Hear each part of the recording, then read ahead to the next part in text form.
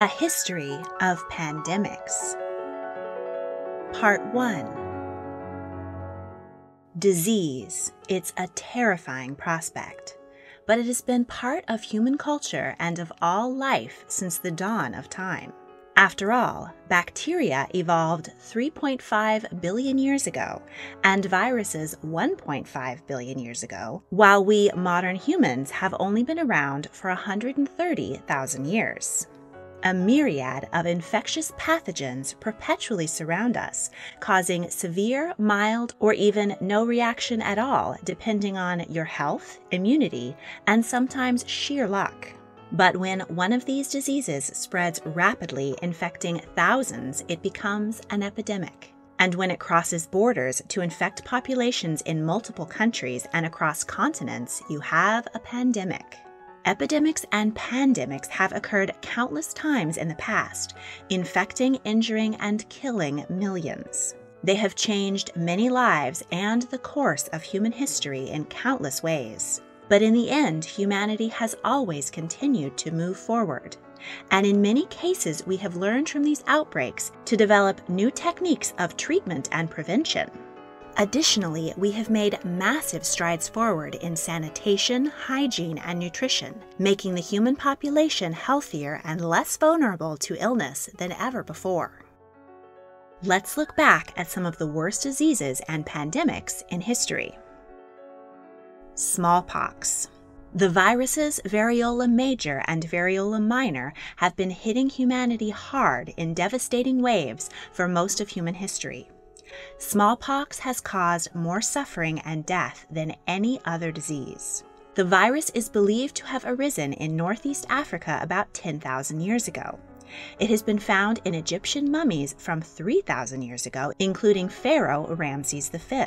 Smallpox is mentioned in medical writings from ancient India and China in the same millennium, and killed at least 3 Chinese and 2 Japanese emperors.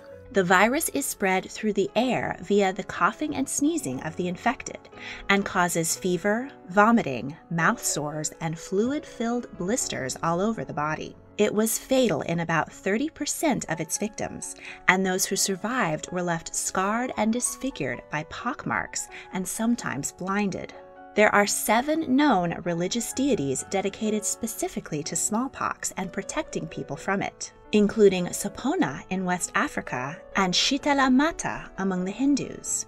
In 1022 AD, a Buddhist nun in the Sichuan region of China noticed that those who survived smallpox were never reinfected. She ground up smallpox scabs and blew the powder up the noses of healthy people. And her unusual treatment worked. She had invented virulation. Those she inoculated died only 3% of the time. Not ideal, but far better than the 30% mortality rate of the full-blown disease. Knowledge of this life-saving treatment spread very slowly and was never able to outpace the infection, which had a habit of fading out and reappearing in lethal outbreaks around the world. Through most of the last 3,000 years, you had about a 1 in 3 chance of contracting smallpox in your lifetime. Unfortunately, we will be hearing much more from the terrible smallpox virus as we travel through history. The Antonine Plague. This scourge first appeared among Roman soldiers as they held the city of Seleucia in modern-day Iraq under siege during the winter of 165 AD. From there, it spread through the army and around the Roman Empire. Symptoms included fever, swelling of the throat, diarrhea, and skin eruptions. The underlying disease may have been smallpox or measles, both of which are airborne and spread by coughing and sneezing. At the height of the outbreak, 2,000 people a day were dying, totaling 5 million people, about 25% of the Roman Empire's population. In the midst of the fear and chaos, many turned to magic for protection. Amulets were popular, and incantations were written above doorways to safeguard those who dwelt within. Among the victims was the emperor himself, Lucius Verus. The plague was named after his co-ruler, Marcus Aurelius Antonius. Due in great part to the ravages of the plague, Marcus Aurelius's reign marked the end of the golden age known as Pax Romana, or Roman peace. The pestilence demoralized the population that had grown used to prosperity and stability, and the Roman Empire never fully recovered. The Plague of Justinian. 4 centuries later, and the Roman Empire had fallen, making way for the Byzantine Empire to dominate the Mediterranean. In 541, the area was once again slammed by a devastating disease, the first recorded pandemic of the bubonic plague, which would ravage Eurasia repeatedly for centuries. This outbreak is thought to have originated in the Tian Shan mountain ranges along the northwestern border of China. In this area, fleas carrying Bacterium Yersinia pestis infected the nomadic Hun people, who frequently traded with and raided parts of the Roman and Byzantine empires. It is believed that the plague reached Egypt, where it was carried by flea-infested rats on board grain ships across the sea to Constantinople, the capital city of the empire. There, large stores of grain were collected and held to feed the empire. Rats thrived in the granaries, multiplying themselves and the plague, which quickly spread among the human population. Symptoms included chills, malaise, fever, muscle cramps, seizures, gangrene of the toes, fingers, lips, and nose, and the most distinct symptom, painful lymph gland swellings called buboes in the neck, armpits, and groin. Those infected with bubonic plague had an 80% mortality rate, and death came on very quickly within 10 days of initial infection. The plague could also become airborne, causing lung infection known as pneumonic plague, which increased the death rate to 90%, and in rare cases the bacteria could infect the blood, becoming septicemic plague, which was fatal in almost all cases within 24 hours of contraction. 5,000 people per day died in Constantinople, totaling 40% of the city's population.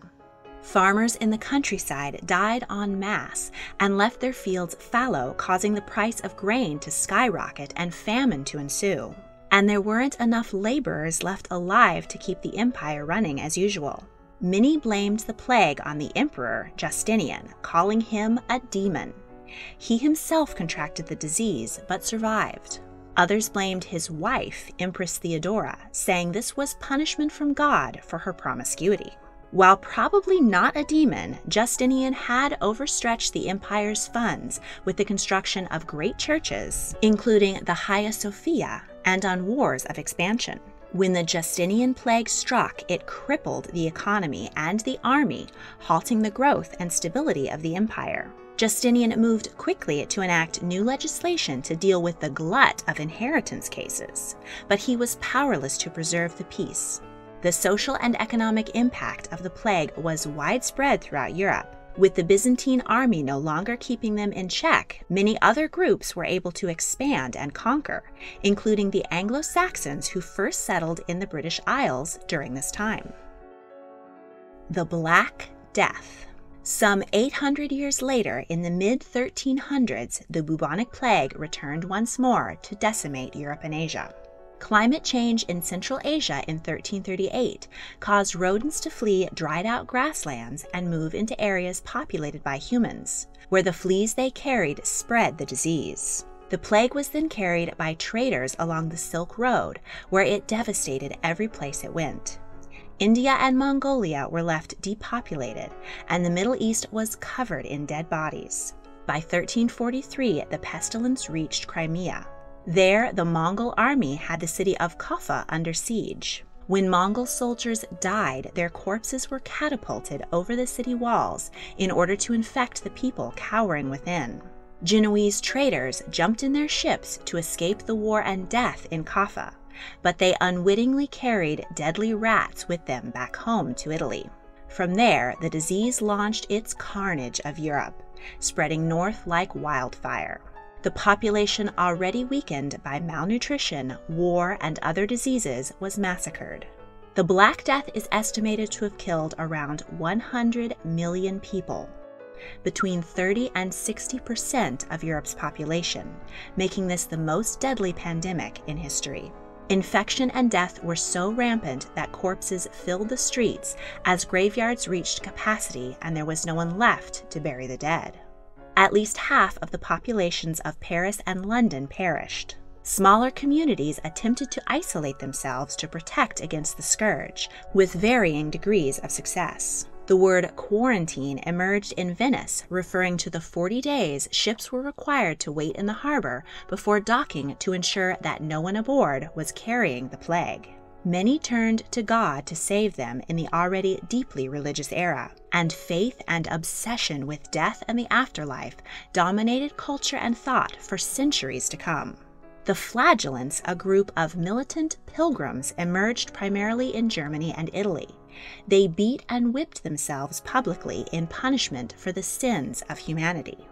When the Black Death finally ebbed, after the better part of a decade, those who survived faced a very changed world. Peasants found there was more demand for labor than there were people to do it. They abandoned the feudal lands that their families had been enslaved to for centuries, in search of better pay, and many of them got it, becoming wealthier than ever before. This infuriated the nobles, who saw themselves as inherently superior, so they imposed laws limiting everything from where peasants could live to what types of clothes they could wear. Peasants revolted, and thus began centuries of class warfare that would eventually culminate in the end of feudalism in Europe.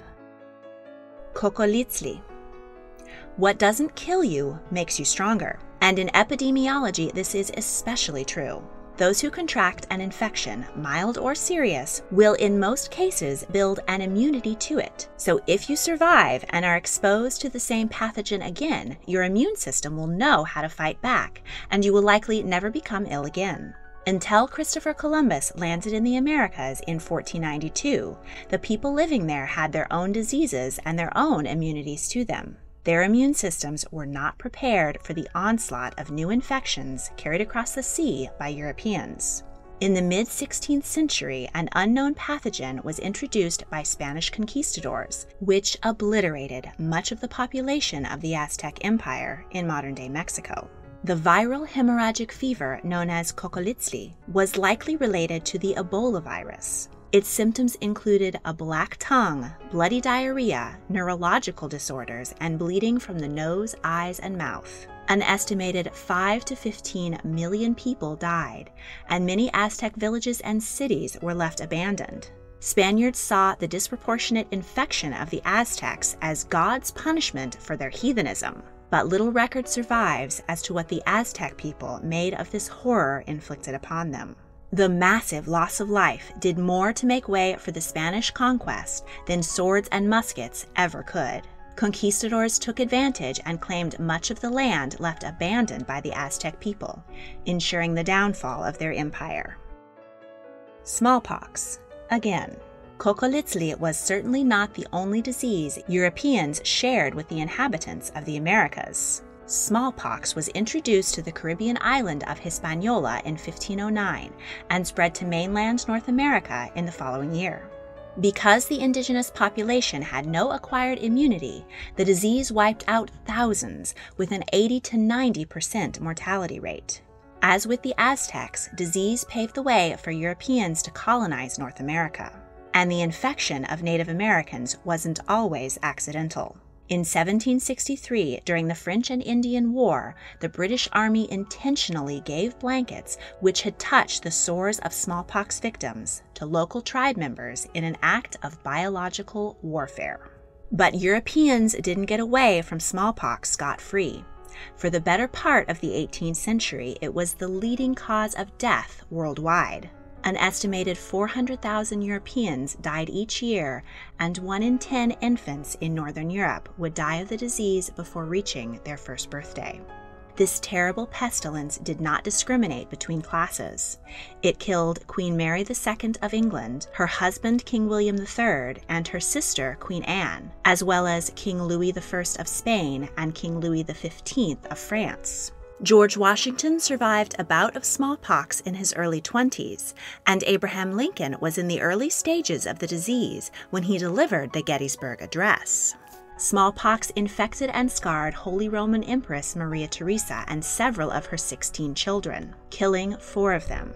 The Empress decided to have all of her children inoculated against the disease, popularizing the life-saving technique of viriolation, which was first invented in ancient China. At this time, doctors would take pus from an infected person's skin and use it to scratch the skin of a healthy person. 3% of those inoculated still died of the disease, but this was a big improvement on the 30% who died from actual smallpox. In the 1790s, English physician Edward Jenner observed that dairymaids didn't get smallpox. He realized that this was because they had already been infected with cowpox, a virus that is related but significantly less severe and almost never deadly. He tested his theory by inoculating his gardener's 8-year-old son with pus from a cowpox sore. The boy had fever for a few days and then recovered. Jenner then inoculated him with actual smallpox and no symptoms developed. After more testing and significant skepticism and eventual acceptance by the medical community, Jenner's new vaccination replaced the more risky variolation. After widespread vaccination campaigns throughout the 19th and 20th centuries, the World Health Organization certified smallpox, the most deadly disease in human history, as eradicated in 1979. Jenner is remembered as the father of immunology, and the basic tenets of his technique are still used today when creating new vaccines against new diseases. The world no longer has to worry about the threat of smallpox. But unfortunately, there are still several more deadly diseases and pandemics to talk about, including syphilis, cholera, the 1918 Spanish flu pandemic, and HIV/AIDS. Stay tuned for part 2 of A History of Pandemics, and stay safe out there. If you enjoyed this video, please like, subscribe, comment your thoughts, and check out my other royal history videos. If you really want to help, please consider supporting me on Patreon. A link is in the description. Thank you for watching.